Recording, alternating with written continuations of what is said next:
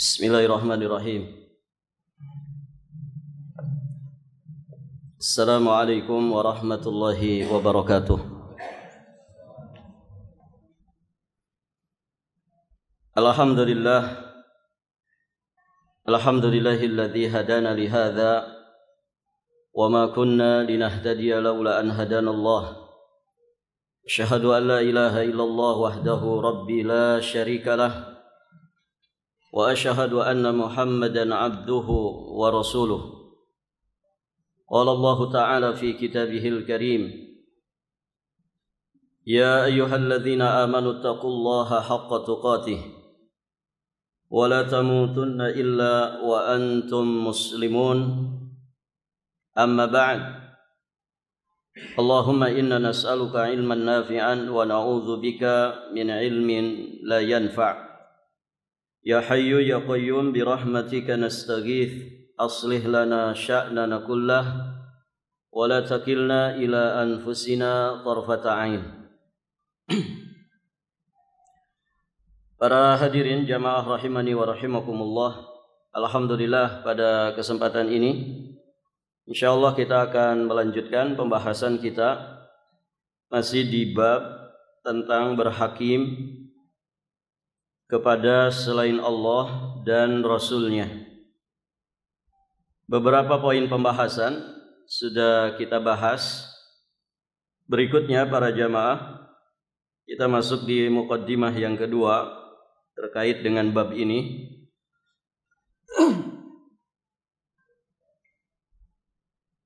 Yakni terkait dengan berhukum dengan hukum yang bertentangan dengan hukum Allah Subhanahu wa Ta'ala dan Rasul-Nya.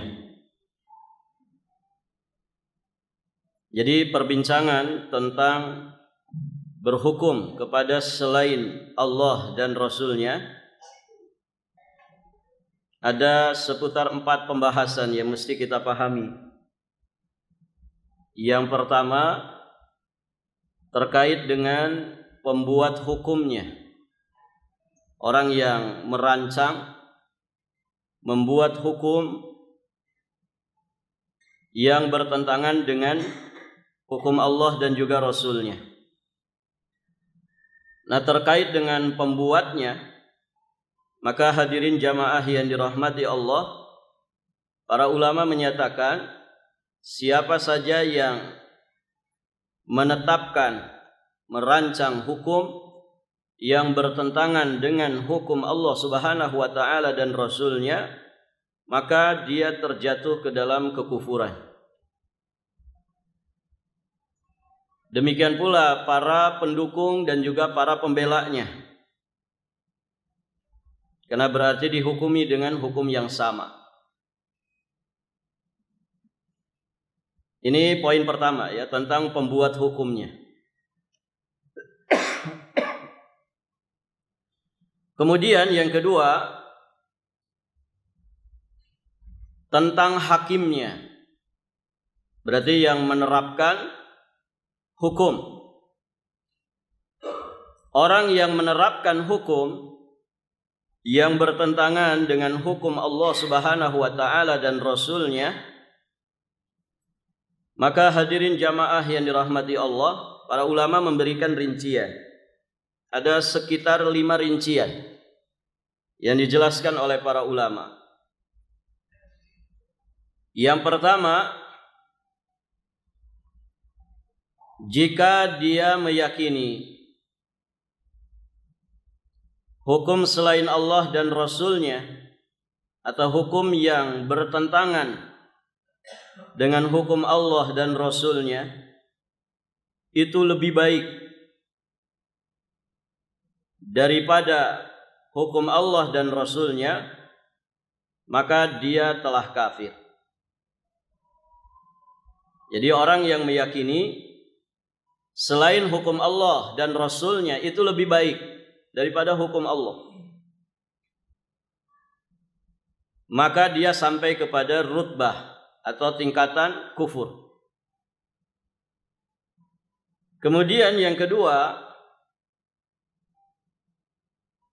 jika dia meyakini hukum selain Allah dan Rasulnya musawin, yakni sama baiknya dengan hukum Allah dan Rasulnya, maka dia pun telah kafir. Menganggap lebih baik, itu yang pertama. Yang kedua, menganggap sama. Hukum yang bertentangan dengan hukum Allah dan Rasulnya dia samakan. Itu sama kok baiknya dengan hukum manusia atau hukum Allah dan Rasulnya. Baik. Kemudian yang ketiga,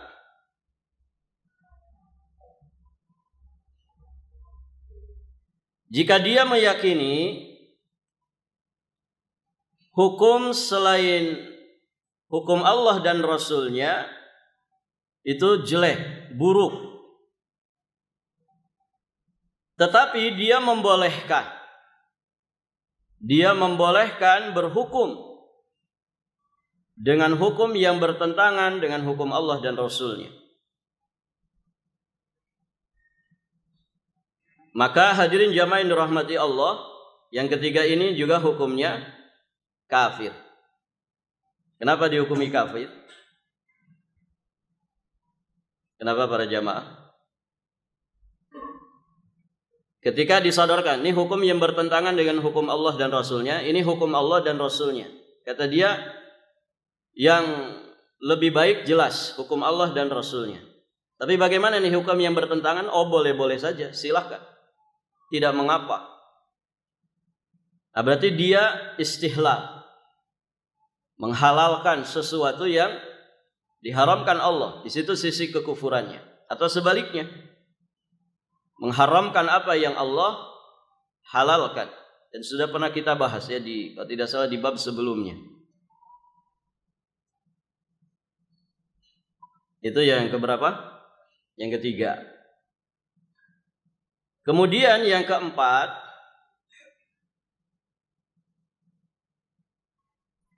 dia meyakini, ya seperti poin yang ketiga, dia yakin hukum Allah dan Rasulnya itu lebih baik. Hukum selainnya yang bertentangan dengan hukum Allah dan Rasulnya itu buruk.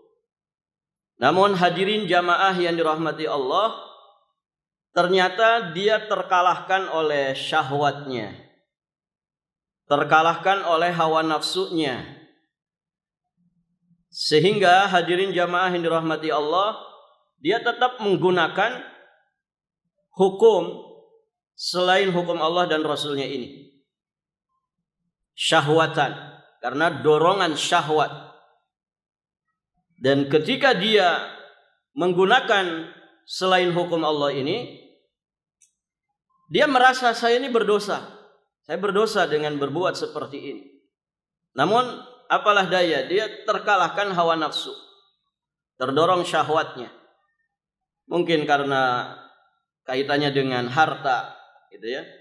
Mau makan dari mana saya kalau tidak seperti ini? Dia meragukan rezeki Allah. Atau mungkin terkait dengan pangkat, terkait dengan jabatan, ya, terkait dengan popularitas, atau yang sejenis dengan itu, dari dorongan-dorongan syahwat. Tapi kalau ditanya keyakinannya, ya dia mengatakan, saya yakin hukum Allah jelas lebih baik. Tidak boleh berhukum dengan selain hukum Allah. Tapi gimana ini? Ya, dia kemudian terkalahkan oleh syahwatnya dan dia merasa berdosa, ya, ketika melakukan seperti itu. Maka orang yang seperti ini keadaannya, hadirin jamaah yang dirahmati Allah, dia tidak dinyatakan kafir. Tidak kafir, tidak sampai kafir. Namun dia terjatuh ke dalam dosa yang sangat besar. Dan ini yang diungkapkan oleh sahabat yang mulia Abdullah bin Abbas radhiyallahu taala anhuma dengan istilah atau dengan ungkapan kufur duna kufrin.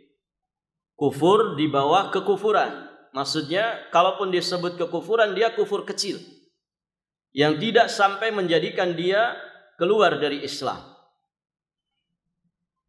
Bisa dipahami ini? Kemudian hadirin jamaah yang dirahmati Allah, yang terakhir yakni tentang keadaan orang yang kemudian dia senantiasa menerapkan hukum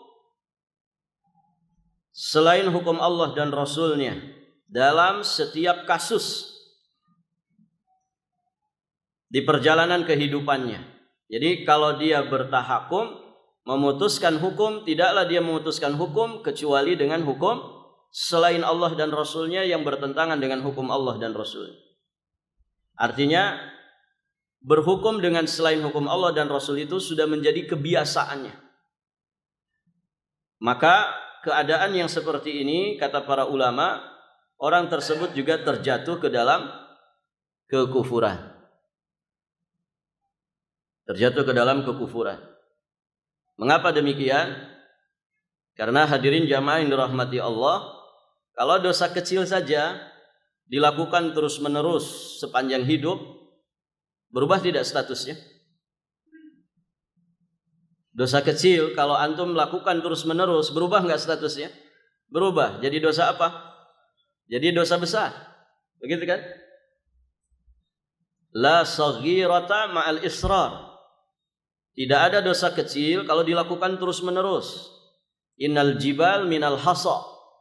Ya, karena gunung yang gagah menjulang tinggi itu sejatinya adalah kumpulan kerikil yang kecil. Jadi tidak ada dosa kecil kalau dilakukan terus-menerus. Itu dosa kecil. Kalau dijadikan kebiasaan, apa hobimu? Hobiku melakukan dosa kecil. Apakah tetap dosa kecil? Tidak. Dia berubah statusnya jadi dosa besar. Kerikil kecil kalau ditumpuk terus menerus itu kan jadi gunung yang tinggi menjulang. Nah, bagaimana lagi ini? Yang memang pada asalnya ini haram, dosa besar. Berhukum dengan selain hukum Allah. Ini asal hukumnya dosa besar. Maka kalau kemudian menjadi kebiasaan orang tersebut, tidaklah dia bertahakum, tidaklah dia memutuskan hukum kecuali dengan hukum yang bertentangan dengan hukum Allah dan Rasulnya. Maka jelas kekufurannya. Orang ini terjatuh ke dalam kekufuran. Nah, itu terkait dengan hakimnya. Orang yang menerapkan hukum ya di dalam proses pengadilan kasus per kasus di dalam kehidupan. Taib para jamaah, sebelum kita lanjut, kalau kita sedang membahas hukum Allah dan Rasulnya, maka bayangan antum jangan semata berarti urusan potong tangan, urusan apa ini dipenggal leher, urusan dirajam ketika ada yang zina, atau apalagi an-nafsu bin nafsi, pati dibayar pati, orang membunuh dibunuh lagi, begitu kan? Taib, itu bagian dari hukum Allah. Maksudnya ketika kita membahas hukum Allah dan Rasulnya, jangan kemudian gambarannya ke situ saja. Hukum had, ya potong tangan, hukum rajam, hukum jilid, hukum pancung. Taib, itu sebagian hukum Allah. Tapi yang dimaksud hukum Allah dan Rasulnya itu terkait di dalamnya masalah akidah, terkait di dalamnya masalah ibadah, terkait di dalamnya masalah muamalah, terkait di dalamnya masalah akhlak dan adab. Ya, kita diperintah oleh Allah dan Rasulnya supaya berhukum dalam semua bidang ini dengan hukum Allah dan Rasulnya. Bahkan urusan-urusan dunia sekalipun, kita tidak seperti orang liberal, begitu ya, yang segala sesuatu serba bebas. Ya, mereka masukkan perkara-perkara agama sebagaimana perkara dunia, sebebas-bebasnya. Mengerikan itu. Zina kemudian dihalalkan. Homer dihalalkan, LGBT dihalalkan, bahkan dibela, didukung mati-matian. Liberal. Ini sejatinya agama tersendiri, namanya agama kebebasan. Nah, kita tidak seperti itu, hadirin jamaah yang dirahmati Allah. Juga kita tidak seperti Khawarij. Ahli sunnah di tengah-tengah dalam masalah ini antara Khawarij dengan orang-orang liberal. Khawarij, hadirin jamaah yang dirahmati Allah, menuduh ahli sunnah sebagai murji'ah karena tidak sepaham dengan mereka. Terutama di dalam masalah ini sensitif sekali. Orang-orang liberal menganggap ahli sunnah itu radikal terkait dengan permasalahan ini. Maka ahli sunnah di tengah-tengah, bahwa kita diperintah oleh Allah dan Rasulnya untuk bertahakum, berhukum dengan seluruh hukum yang Allah Subhanahu wa ta'ala turunkan dan hukum yang telah disampaikan, diajarkan oleh Rasulullah sallallahu alaihi wasallam dalam semua aspek kehidupan. Kaitannya dengan akidah, kaitannya dengan ibadah, kaitannya dengan muamalah, kaitannya dengan akhlak dan adab. Baik para jamaah, hatta tadi dalam urusan dunia kita memiliki batasan-batasan. Asal hukum urusan dunia memang boleh. Boleh. Asal hukum dalam urusan dunia. Namun kan kebolehan itu kebolehan yang kemudian dibatasi selama kemudian tidak berseberangan dengan batasan-batasan syariat. Tidur asal hukumnya apa, ikhwan? Tidur. Antum lagi taklim tidur. Lagi khutbah Jumat tidur. Baik, bukan itu yang dibicarakan. Tidur secara umum asal hukumnya apa? Mubah. Mubah saja. Antum tidur mubah. Baik para jamaah.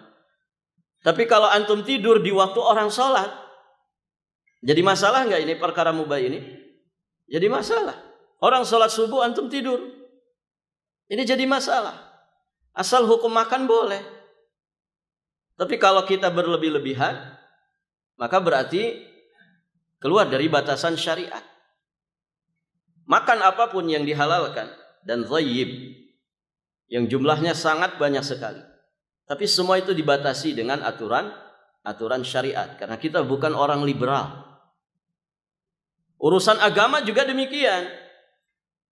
Urusan agama harus disiplin terkait dengan urusan agama, harus bersungguh-sungguh.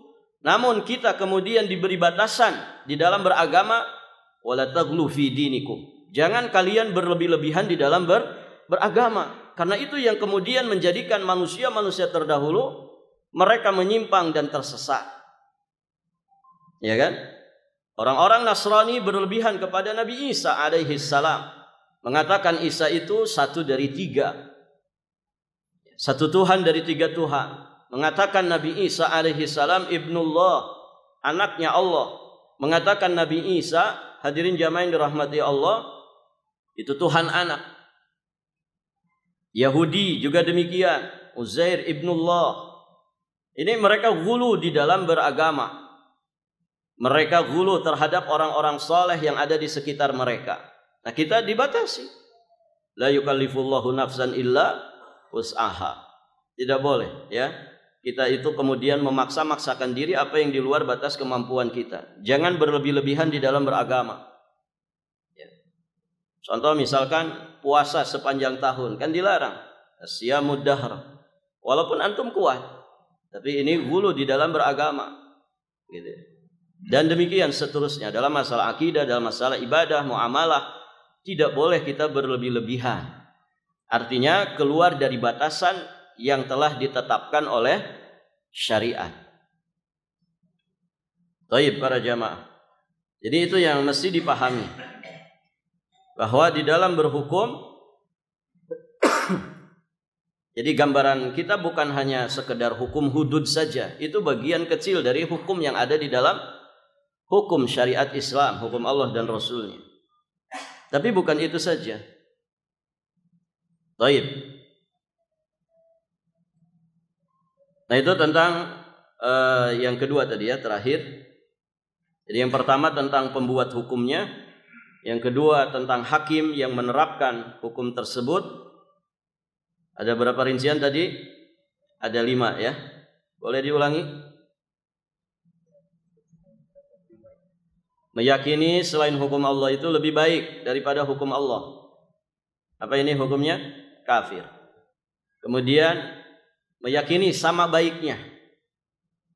Meyakini sama baiknya, ini juga kafir. Kemudian yang ketiga, hukum Allah lebih baik. Hukum selain Allah buruk. Tapi dia ridha, membolehkan ya berhukum dengan selain hukum Allah. Maka ini juga kafir. Kemudian 4 tadi yang kafir ya. Yang keempat, yang menjadi kebiasaannya. Tidaklah dia berhukum kecuali dengan selain hukum Allah yang bertentangan dengan hukum Allah dan Rasulnya. Menjadi kebiasaannya. Maka ini pun kafir. Ya, kufur besar. Dan satu yang agak ringan. Ya, agak ringan maksudnya dalam pembagian ini. Sebetulnya tidak ringan. Karena dia itu kufur kecil. Dosa besar yang sangat besar. Siapa itu? Yakni yang meyakini hukum Allah lebih baik ya, dan tidak boleh menerapkan hukum selain hukum Allah dan Rasulnya. Tetapi dia tetap menggunakan hukum selain Allah tadi. Kenapa? Karena terdorong oleh syahwatnya. Ada dorongan syahwat. Dan syahwat ini lebih terkait dengan urusan-urusan dunia, pangkat, jabatan, kedudukan, harta, begitu ya, popularitas dan lain sebagainya. Baik para jamaah. Nah, yang dimaksud dengan hukum tadi ya hukum yang bertentangan dengan hukum Allah dan Rasulnya. Kalau hukum itu tidak bertentangan, maka tidak masuk dalam pembahasan kita. Kalau ada satu hukum yang ditetapkan, hukum itu tidak bertentangan dengan hukum Allah dan Rasulnya, maka ini bukan pembahasan kita. Baik. Kemudian yang ketiga terkait dengan orang yang bertahkim. Orang yang bertahkim. Bertahkim itu berarti dia meminta ketetapan hukum. Bahasa lainnya apa? Mungkin terdakwa gitu ya. Orang yang datang meminta ketetapan hukum. Nah, bagaimana orang yang bertahkim dengan selain hukum Allah dan Rasulnya yang bertentangan dengan hukum Allah dan Rasulnya? Maka ada 2 rincian yang dijelaskan oleh para ulama.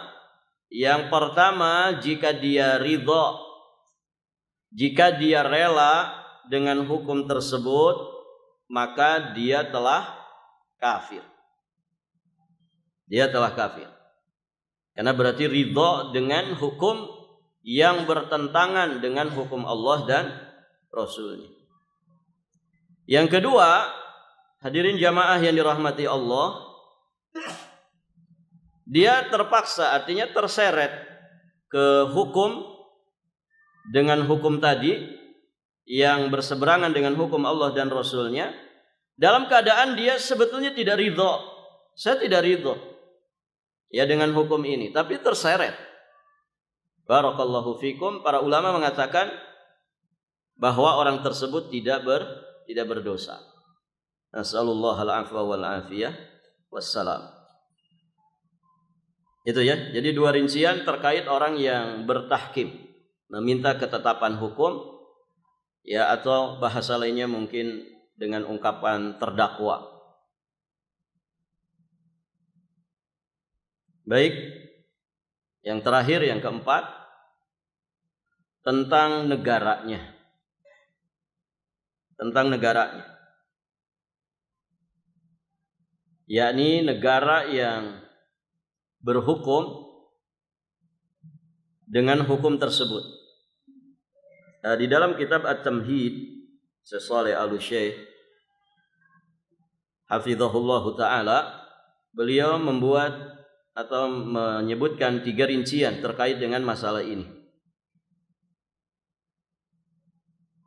Yang pertama, jika hukum Allah taala lebih dominan dibandingkan dengan hukum tersebut, yakni hukum yang berseberangan dengan hukum Allah dan Rasulnya, maka negaranya disebut Darul Islam.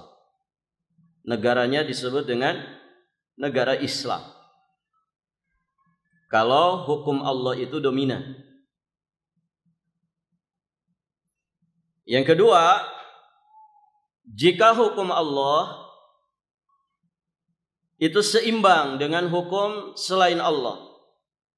Seimbang. Kalau yang tadi dominan, yang kedua seimbang, 50-50. Hukum Allahnya 50%, hukum selain Allahnya 50%.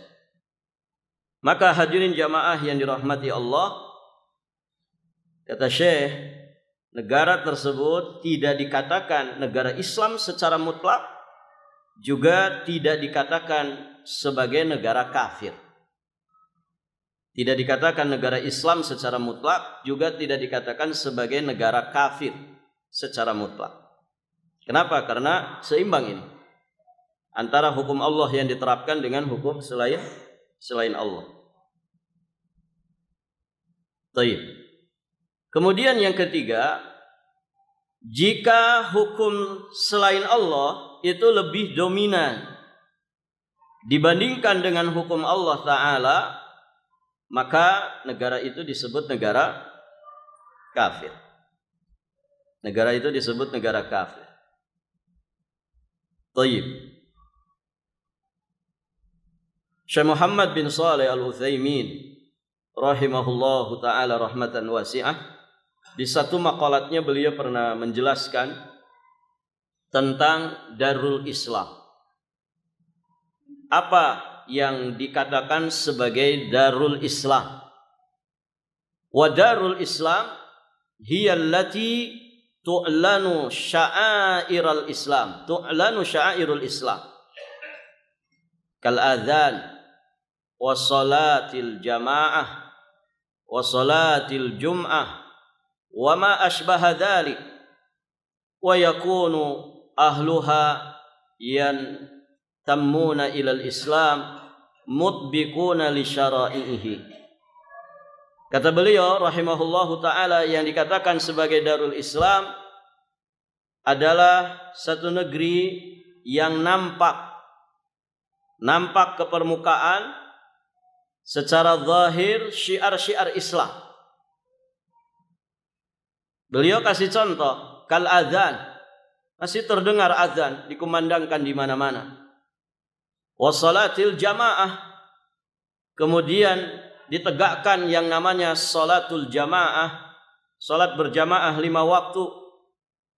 Wassalatil jum'ah, ditegakkan di dalamnya salat Jumat, ditegakkan di dalamnya syiar-syiar Islam yang lain. Ya, misalkan urusan zakat ada yang nangani, ya ditangani dengan baik, ya dibuatkan kepengurusannya badan yang kemudian bertanggung jawab ya untuk membimbing masalah tersebut. Ibadah hajinya juga demikian. Barakallahu fikum. Syiar-syiar Islam nampak. Baik para jamaah. Atau syiar-syiar yang lainnya tanpa ada intimidasi apapun. Kita enggak dilarang-larang, kita tidak dikekang. Ya, semua syiar-syiar Islam nampak ke permukaan. Kemudian juga wa yakunu ahluha yantammuna ilal Islam. Ya, orang-orang yang menjadi penduduknya juga sangat intima kepada Islam. Sangat fanatik kepada Islam. Mereka betul-betul menisbatkan diri mereka, jiwa raganya kepada Islam. Masya Allah. Ya, orang mengenakan hijab misalkan tidak dilarang. Dia diberi kebebasan, begitu ya, dilindungi haknya untuk berhijab. Kaum muslimin mereka berpakaian muslim, ya, kemudian tetap dilindungi haknya. Tidak ada intimidasi apapun. Ya, dan mereka bisa menerapkan ya syariat-syariat mereka, syiar-syiar Islam yang ada di dalam agama mereka. Maka kata Syekh, itulah yang disebut dengan Darul Islam. Baik para jamaah. Maka siapa yang tinggal di satu wilayah keadaannya seperti ini tanpa ada intimidasi apapun, bersyukurlah kepada Allah. Karena mungkin saja di sebagian tempat, hadirin jamaah yang dirahmati Allah, sebagian kaum muslimin itu sudah tidak leluasa. Kemudian mereka menegakkan syiar-syiar agamanya. Maka siapapun yang kemudian ada di wilayah yang seperti ini, bersyukurlah kepada Allah. Manfaatkan nikmat keamanan tersebut di dalam menjalankan syariat dengan sebaik-baiknya. Disyukuri dengan sebaik-baiknya. Ya, karena sejatinya ini wasilah untuk kita mendapatkan kebahagiaan dunia, sekaligus menjadi wasilah bagi kita untuk mendapatkan kebahagiaan di kehidupan akhirat. Baik para jamaah. Ya, kalau kita diintimidasi, mau sholat jamaah seperti ini diobrak-abrik sama aparat, misal, terus gimana kita menegakkan Islam? Begitu kan? Belajar, kita masya Allah belajar. Antum di sini yang belajar, pelajaran semua cabang pelajaran di dalam syariat Islam mungkin bisa leluasa kita pelajari, begitu ya? Belajar fikih madhab, ya begitu leluasa. Belajar akidah leluasa, belajar ibadah leluasa, ya belajar muamalah, fikih muamalah leluasa, tanpa ada larangan, tanpa ada intimidasi dari pihak manapun. Nah ini sejatinya adalah nikmat yang sangat besar, nikmat yang sangat besar. Baik para jamaah, maka jangan disia-siakan. Barakallahu fikum. Nah ini tentang 4 hal yang mesti kita pahami terkait dengan perbincangan tentang hukum kepada selain Allah dan Rasulnya. Jadi 4 poin tadi apa saja? Tentang pembuat hukumnya. Yang kedua tentang hakimnya yang menerapkan hukum. Kemudian yang ketiga orang yang bertahkimnya, dan yang terakhir negaranya. Baik, para jamaah yang dirahmati Allah. Nah, adapun hukum-hukum yang ditetapkan manusia tapi tidak bertentangan dengan hukum Allah dan Rasulnya, maka pada dasarnya tidak terkait dengan permasalahan kita. Ya. Ada yang bisa ngasih contoh apa? Hukum itu tidak ada di Quran, di Sunnah. Tapi tidak masuk pembahasan kita ini. Mengapa? Karena hadirin jamaah yang dirahmati Allah, pada dasarnya tidak bertentangan dengan Quran dan Sunnah. Ada satu hadis Nabi. Hadis ini masyhur, ya. Al-muslimuna ala syurutihim. Kaum muslimin itu ya mesti mentaati, mematuhi apa yang menjadi kesepakatan di antara mereka. Begitu ya. Selama itu tentunya tidak menyalahi perintah Allah Subhanahu wa taala dan juga Rasulnya. Nah, contoh misalkan di kita, hadirin jamaah yang dirahmati Allah, ada banyak aturan yang kalau kita teliti dari Quran dan Sunnahnya memang tidak ada, begitu ya. Artinya secara rinciannya. Contoh, antum di lampu merah, kalau merah harus ngapain? Harus ngapain, ikhwan? Berhenti kan? Mana dalilnya? Mana dalilnya antum merah harus berhenti? Kuning itu apa maknanya? Siap siaga. Hijau? Hijau gaspol. Maksudnya boleh jalan. Begitu ya. Merah berhenti, kuning siap siaga, hijau silahkan jalan. Kan begitu. Mana dalilnya? Qala Allah Ta'ala. Ada dalilnya? Siapa yang ketemu lampu merah berhentilah. Begitu. Siapa yang lampu hijaunya hampir jadi merah, ya, tancaplah gasnya. Nggak ada dalilnya. Tidak ada. Secara rinci begitu tidak ada. Tapi kalau kemudian ditarik kepada yang sifatnya umum terkait dengan urusan-urusan dunia dan kesepakatan yang terjadi di antara sesama muslim demi kemaslahatan, maka tentu itu merujuk kepada Quran dan Sunnah juga. Contoh, di dalam ayat dikatakan wala tulqu biaidikum ila tahlukah. Janganlah kalian menjerumuskan diri kalian ke dalam kebinasaan. Nah, kalau kita tidak mematuhi ini, bisa celaka enggak ikhwan? Bisa. Minimalnya diklakson orang. Minimal itu. Begitu ya. Dan diklakson orang tuh enggak nyaman. Begitu ya. Kalau orang yang enggak sabaran, dia bisa berhentiin kendaraannya, bisa keluar dari kendaraan. Baku hantam. Begitu kan? Tidak nyaman. Artinya ini merugikan. Ini tahlukah. Baik. Kemudian tadi sabda Nabi SAW, al-muslimuna ala syurutihim. Muslim sesama muslim itu harus menunaikan apa yang menjadi kesepakatan di antara mereka. Dan ini tentu sudah disepakati ya, bahwa peraturan ini demi kelancaran lalu lintas. Atau misalkan nikah, antum nikah, ya apa aturannya, di antara aturannya yang ditetapkan, disyaratkan. Kalau nikah itu mesti ada apa? Ada catatan, terdaftar, tercatat ya di pemerintahan, supaya diketahui bahwa fulan bin fulan ini sudah menikah, ini pasangan sah. Maka dikasihlah namanya apa ikhwan itu? Sudah pada nikah belum ini? Kalau kita nikah dikasih apa itu? Buku nikah. Buku nikah. Di zaman Nabi ada enggak buku nikah? Ada di zaman Nabi? Tidak ada. Di zaman Nabi tidak ada. Ya, tapi ini disyaratkan. Apa yang dimaksudkan dengan ketetapan ini? Demi kemaslahatan. Demi kemaslahatan kan? Supaya apa ikhwan? Ya, supaya tertib, administrasinya tertib. Kemudian orang tidak sembarangan ngaku-ngaku. Oh ini loh, istri saya. Antum bawa perempuan masuk hotel, mana Pak buku nikahnya? Ya. Oh ini istri saya. Di zaman Nabi nggak ada buku nikah. Padahal dia bukan istrinya. Sekarang yang mensyaratkan adanya buku nikah saja, hadirin, banyak nggak orang zina? Banyak. Dia aku ini pasangan saya. Ya, ternyata pasangan zinahnya.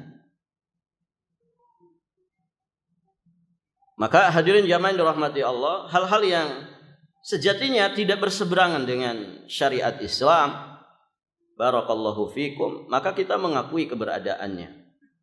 Begitu ya. Jadi apapun itu yang tidak berseberangan dengan syariat Islam, pada dasarnya kita mesti mengakuinya, kan begitu. Karena Islam tidak melarang itu. Maka yang kemudian dibahas di dalam pembahasan kita ini adalah hukum-hukum yang memang berseberangan dengan hukum Allah dan Rasul. Kepada warga negara Indonesia misalnya diwajibkan ngeriba. Pokoknya semua harus transaksi riba. Ini bertentangan gak ikhwan? Bertentangan. Ada kewajiban ngeriba ada? Di kita ini? Ada? Ada gak kewajiban ngeriba? Alhamdulillah tidak ada. Atau anjuran-anjuran? Sekedar anjuran, bukan diwajibkan, tapi anjuran. Saya kira tidak ada. Begitu ya? Iya tidak? Antum dianjurkan punya rekening di bank konvensional enggak? Antum dianjurkan enggak transaksi di bank konvensional, bank ribawi itu? Enggak ada anjurannya. Antum tidak punya rekening, masalah enggak? Masalah enggak ikhwan? Tidak ada masalah. Kita tidak punya rekening kan enggak dosa ikhwan. Tidak juga diwajibkan pemerintah, tidak. Dianjurkan juga tidak. Baik. Bahkan di masa-masa ini, Masya Allah, ya, sebagian orang itu berupaya bagaimana dia mengurangi ketergantungannya kepada uang. Dan itu luar biasa. Ya kan? Layaknya orang-orang dahulu hidup natural. Di zaman dahulu, kakek-kakek kita, buyut-buyut kita, ikhwan, banyak nggak duitnya? Bisa jadi di antara mereka hidupnya tanpa uang. Kalaupun ada uang perak, benggol paling berapa, nggak ada nilainya. Mereka tetap bisa hidup, bisa makan, bisa sehat tidak, sehat. Zaman dulu itu nggak ada orang kenal kolesterol, nggak ada. Zaman dulu nggak ada orang kenal asam urat, nggak ada. Diabetes, dari nama-namanya saja mengerikan, ya. Di kepala saja ini bisa 10 macam penyakit, begitu ya. Ada migrain lah, ada vertigo. Namanya saja sudah ngeri, begitu kan? Itu baru urusan kepala saja.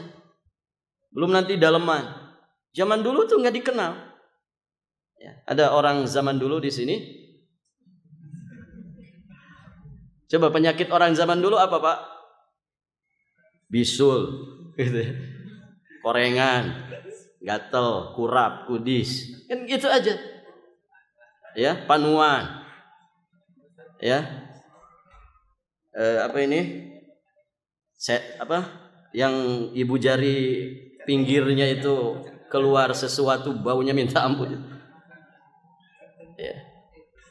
Nah, itu penyakit orang tua dulu. Gitu. Mereka nggak punya duit, Pak. Nggak punya duit. Dulu ibu hamil kalau melahirkan tidak kenal itu istilah USG, nggak kenal. Kecuali mungkin di kota-kota besar. Ya sekarang USG ada 4 dimensi, begitu. Zaman dulu nggak ada rutin bulanan periksa, itu nggak ada. Taunya hamil kemudian melahirkan. Ya. Kadang yang membantu melahirkan suaminya saja, begitu ya. Dulu ke dukun saja, namanya dukun beranak. Kehidupan natural tanpa duit bisa hidup, Pak. Ya. Buktinya ya kita sekarang ini kan produknya mereka. Gitu. Masya Allah. Nah di masa sekarang itu luar biasa ya. Sebagian orang sudah mulai mencoba hidup natural lagi kayak dulu. Nggak punya duit tapi bisa hidup. Nggak ada rekening gitu ya. Dia pengen telur ayam ada di halamannya karena dia ternak ayam gitu ya. Dia pengen ikan ada kolam kecil bisa makan lele, nila. Dia pengen sayur ada tanaman sayur. Dia pengen karbohidrat singkong tinggal nyabut. Masya Allah bisa dikatakan nyaris tanpa duit hidupnya. Jadi, happy saja, enjoy saja. Ada istilah slow living, begitu kan? Hidupnya natural banget. Kita tanggal tua seperti ini puyengnya minta ampun, Pak. Ya. Kenapa? Ya. Sudah mengalami kanker, gitu. Kantongnya sudah kering. Tapi para jamaah, akhirnya rungsing, gitu ya. Makanya ya sebagian orang berangkat healing, begitu kan?